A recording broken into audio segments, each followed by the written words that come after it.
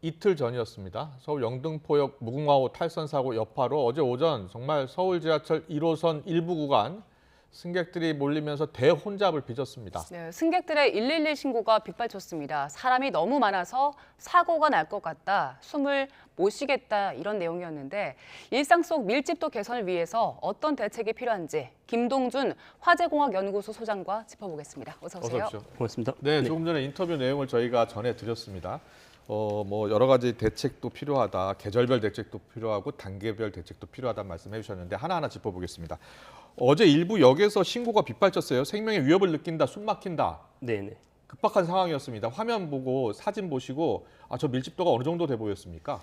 보통 6명 정도, 1제곱미터는 6명 정도로 추측이 되고 있습니다. 네. 충분히 이제 호흡이 가빠질 정도의 분위기라고 보시면 될 것 같습니다. 네, 네. 호흡이 가빠질 정도. 네. 예. 네. 그리고 8시부터 9시까지 정확하게는 8시 13분이어서 1시간도 안 되는 사이에 112 신고만 12건이 빗발쳤다고 했는데 네. 이 당시에는 상황이 더 안 좋았을 것 같아요.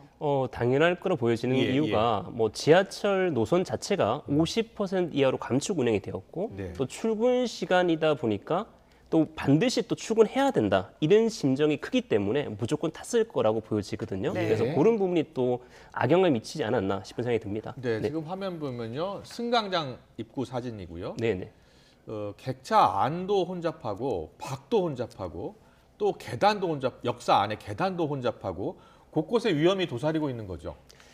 근데 조금 다행인 점은 우리가 예. 이태원 사태를 비교했을 때도 다행인 점은 사실 압력으로 인해서 압사 사고는 압력도 중요하고요. 지속 시간도 중요하고 밀도도 중요한데 네. 여기 사건은 밀도가 높아요. 다행인 점은 이제 그 철도 안에 그 문이 막고 있기 때문에 네. 넘어짐이 없었다는 스크린도어가 게 막고 있다는 말씀이시죠? 그죠? 넘어짐이 없었기 때문에 압사 사고가 좀 덜했던 거고요. 네. 또 중요한 것은 이제 중간중간마다 또 지하철 역사마다 쓰기 때문에 빠지는 일은 있기 때문에 예. 다소 이제 압력 지속 시간도 적었을 판단되어서 이때는 사태처럼 그렇게 상당히 끔찍한 사고는 발생되지 않았다라고 보여집니다. 네, 그리고- 사고는 발생하지 않았습니다. 그런데 우리가 우려가 돼서 그런 겁니다. 예, 우려가 돼서 그 역사라든지 그리고 역사 내부의 계단이라든지 그리고 승강장 그리고 객실 내에 이런 혼잡도를 어떻게 줄여나가는 것이 좋을지 그래서 전문가 모신 네네. 거거든요. 사실은 이게 어떻게 보면 다중 시설이거든요. 이게 예. 주체도 사실은 명확하지 않고 그래서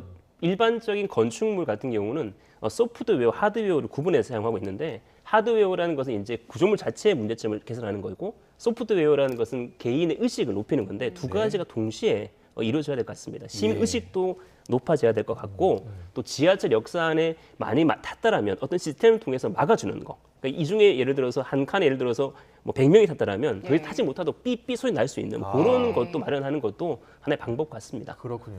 예. 그리고 사실 지하철역 안을 이동하다 보면 계단이 많아서요. 계단이 그렇죠. 상당히 위험해 보이거든요. 그렇습니다. 이런 부분에서는 안전대책 어떻게 세워야 될까요?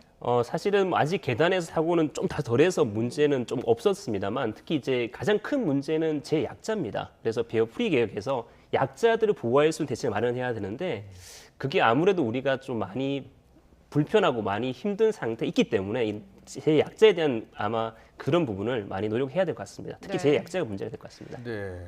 네, 그리고 객차 안에서 사람이 많이 몰려 있는 상황에서 내가 이번 역에 내려야 되는데 도저히 뚫고 내릴 수 없다 이런 상황들 있잖아요. 그럼 밀고 나가면서 그때 상당히 위험할 것 같아요. 그럼요. 거기서 만약에 넘어지 발생되었다 그러면 이 압력 사고가 발생될 수밖에 없는 거죠. 그리고 예. 또 더욱이 차가 만약에 인지를 못하게 되면 더욱 예. 큰 사고가 발생이 될 수밖에 없는 겁니다. 네. 자, 일단 신고 내용 보니까요. 사람이 너무 많아서 사고가 날 것 같다는 신고가 어제 있었습니다. 숨을 못 쉬겠다는 신고도 있고 생명의 위협을 느꼈다는 분도 있었고요.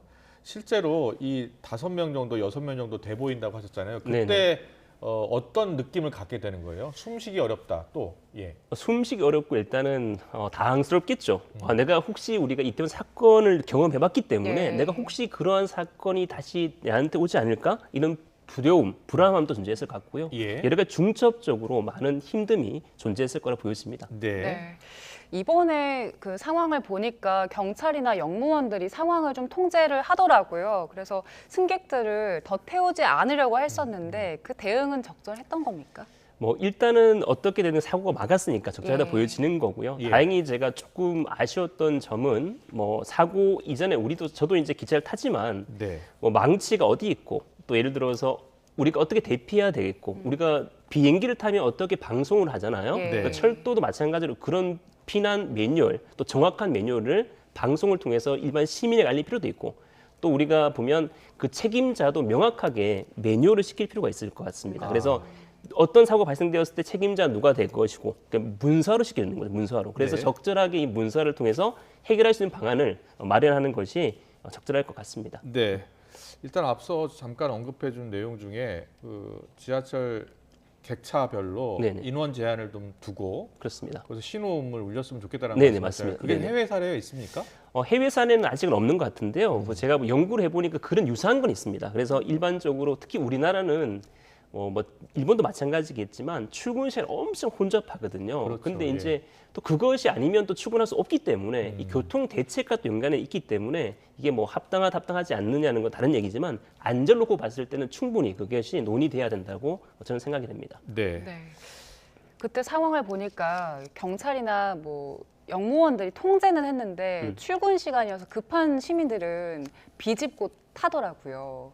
이런 경우도 뭐 위험하다는 인식이 좀 필요할 것 같은데 얼마 전에 이태원 참사를 겪었음에도 불구하고 아직 이런 인식이 좀 부족하다는 생각도 들더라고요. 그러니까 이게 사실은 내가 아니겠지 이런 마음도 사실 일반 시민은 가지고 있는 거고요. 그래서 이런 부분에 대해서는 계속 홍보도 하고 이제 안전 문화 활동에 대해서 홍보도 하고 교육도 하고 훈련을 통해서 잘 우리가 선접해야 되는 거고 또 제가 생각할 때 가장 큰 문제점은 어떤 사고가 터졌을 때 통합 대응이 이루어져야 되는데 뭐 경찰은 경찰대로, 소방은 소방대로, 지하철은 지하철대로, 철도청 철도청대로 이렇게 놀다 보니까 시민 안전에 대해서 오히려 조금 등한시되지 않나 싶은 생각이 듭니다. 예를 들어서 어떤 사고가 딱 터지면 112 해야 될지 119가 해야 될지 이런 것도 사실 애매한 부분이거든요. 네. 예전 논의가 되었습니다. 사실 통합 대응해서 미국 같은 911 때리면 다 쫙 되는 건데 우리는 과연 112를 해야 될지 또 119로 전화해야 될지 이런 부분도 좀 애매한 부분도 남아 있는 건 사실입니다. 네.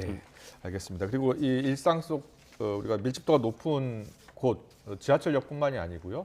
최근에 보니까 공연장도 마찬가지더라고요. 인도네시아의 공연장에서도 있었잖아요. 밀집도가 너무 높다 보니까 사고가 났고요. 어떤 점에 조심해야 됩니까?